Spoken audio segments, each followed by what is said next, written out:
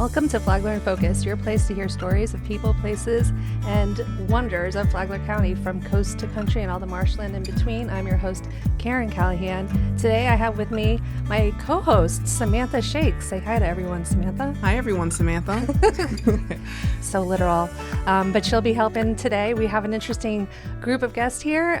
What will we be talking about today, Sam? We are introducing the people behind the magical event that happens every year here in Palm Coast, the Hall of Terror, which I've had a pleasure of playing a part in back in my younger days. So I'm excited to have them here. Guest, please introduce yourself.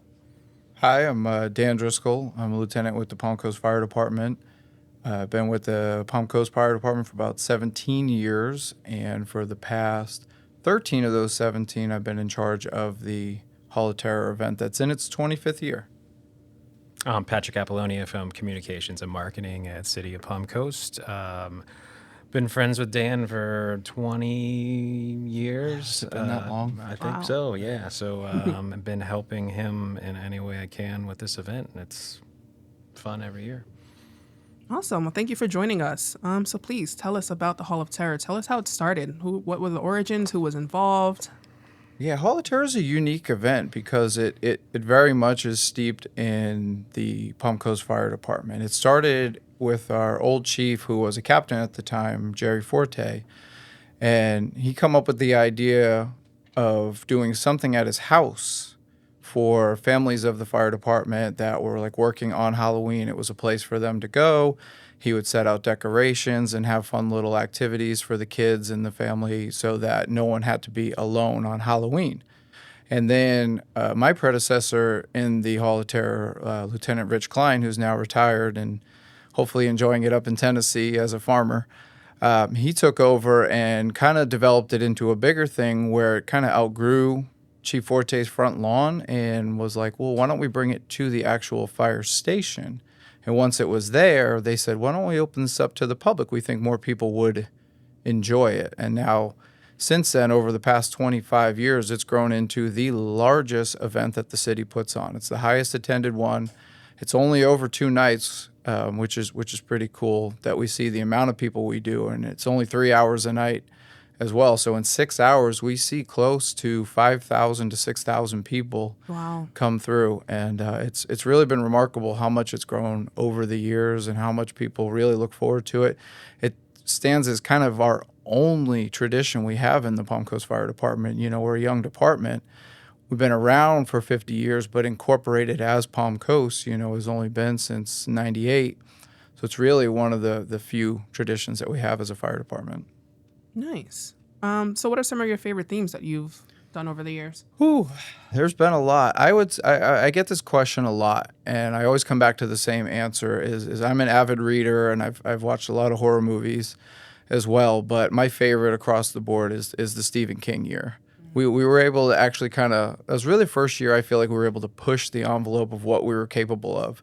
We assembled a whole car inside of the house, and we had some triggers on that to make like the horn beep and the lights come on to symbolize Christine.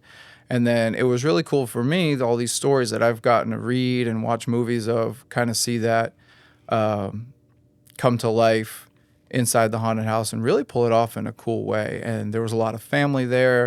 It was one of Chief Forte's last years before he stopped helping out with it because he was the chief and he had bigger fish to fry than scaring people in masks. My wife was there and helped out in it. It was really cool. That was definitely one of my favorite years. Awesome. All right. So since Jason decided to come take a visit and, a nice vacation, maybe over at Hammock or whatever in Palm Coast, how did you guys come to decide that would be this year's theme? Well, really, I'm going to default to Pat on these because since he got hired by the city and we really started to collaborate more on this, he has just as much a passion as I do. Like, he comes up with these ideas for these videos, and they turn out incredible every time. Mm-hmm. I think that this year, really, we were kind of going back and forth. Last year, we had the slashers, which was kind of a compilation of all of the horror big bads. And I think Jason was really effective last year in that last room. Right. And then tie that together with, it's also the 45th anniversary of the original Friday the 13th. I was like, well, it's the 25th anniversary of Hall of Terror. It's the 45th anniversary, and let's see if we can do an entire house with Jason. And I think Jason's still, despite being a boomer, I guess. Right, yeah.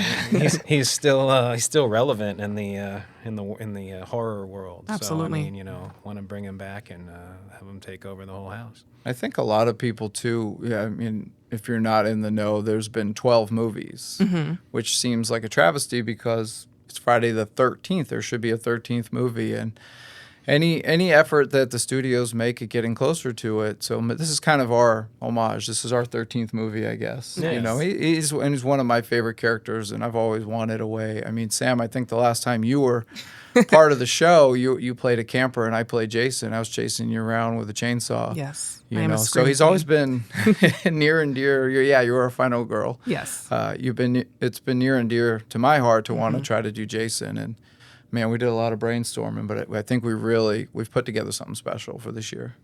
Nice. I can't wait to see. I'm really excited to go through. Last year was really fun. My friend, she fell out completely, and I'm like, wow, okay, so they're doing it. They're doing it right for her to be that scared. Okay, so clearly it's not just you two running the show. You have a bunch of volunteers, firefighters, community members helping you run the show. Tell us a little bit about them.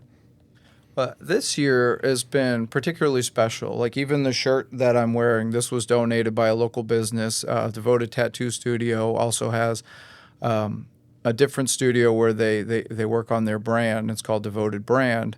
And he's a good friend of mine. And he not only donated all the T-shirts because we were in desperate need of some new T-shirts, and doing that on government budget can be tough sometimes. But he donated all of it, and he actually is the Jason in the promo video that you saw.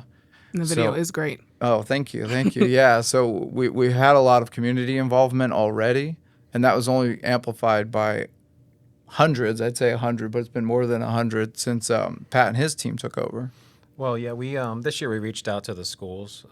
We know a lot of kids over the years, they want to get involved. They need volunteer hours. So we contacted the schools, Matanzas and FPC this year, and put the word out there. And the response was really, really tremendous. So we've had literally a few hundred write in, Oh, wow. to do some volunteer hours for the 2-day span. So it's been, it's obviously, it comes with a lot of, trying to get them acquainted with what they're going to be doing and things like that. So, I mean, that's a challenge every year, no matter who's volunteering. And then there's a lot of community volunteers that we've had come back from past years, too, that are going to be contributing in either technical or character, scare actor ways. And then obviously Calum, who's our sound guy. Yeah, Calum's great. Is awesome. I mean, we're really looking forward to this year. Don't want to give too much away, Right. But, I was just about to ask, what can everybody expect? I think the biggest thing, and I'm glad you mentioned Calum. I would be remiss to forget him. Calum White, he's incredible. He came to us, I think he might have been 18, 19, just out of high school, and he was trying to start his own DJ business, and I apologize to him for not knowing the name off the top of my head, but he's been with us the past 3 years. And each time he just pushes it a little bit further. He's like, if we could add this and we can add this. So this will actually be the first year we've really upgraded our audio and visual components to the house. So the overall design and look of the house is going to look different than it ever has in the year. And that's in no short gratitude to Calum and what he's been able to accomplish. So I'm looking forward to it. He says, I need a couple days. And I'm like, days? That's new. Usually things go up in hours. And he's like, I need a couple days. But when it's done, It's going to be great. It's going to be great. Yeah. Okay. And I guess we can give away. So it'll really focus on the first 8 movies of the franchise. So No Freddy versus Jason. No Freddy versus Jason. No Jason X. Sorry. He won't be in space. Can't find a way to get to Yeah, space. but, That's another year. But I guess they're called the Paramount years of the series. That'll kind of focus on that. So really, 80 to 89. So people can expect, outside the house hearing that soundtrack era, that theme, that feel, that Jason. from those years. So Mrs. Voorhees' head on a platter. yes, Yeah. exactly. Yes, and she might be alive walking around. You never know. Come She to could mommy. be. Yeah, could be.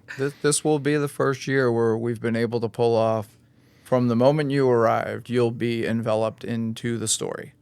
And it'll go through from the line to interacting with the outside.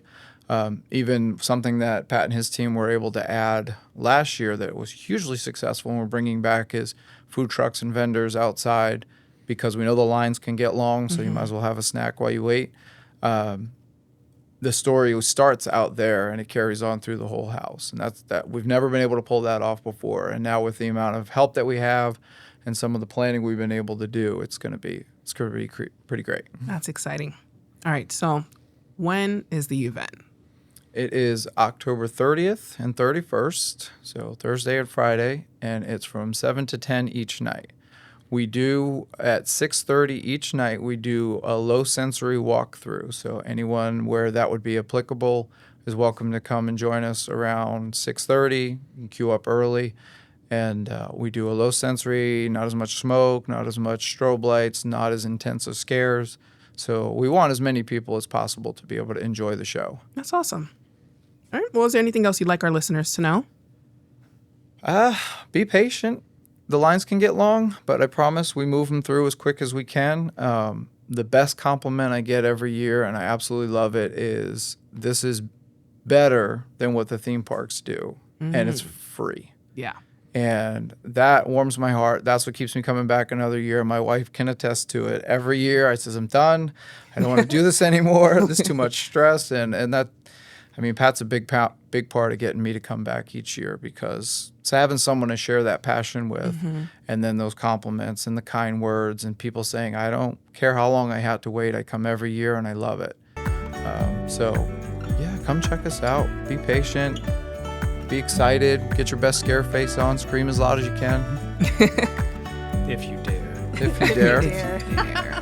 That's awesome. Well, it sounds like a fun, immersive experience. So, yeah, we'll have more information on social media. We'll share it. And guys, thanks for coming over. That was a great interview. Absolutely. Thank you for having us. Thank you. Not a Thank problem. you. And great job, Sam. Thank you. All right, everybody. That's it for now. Until next time.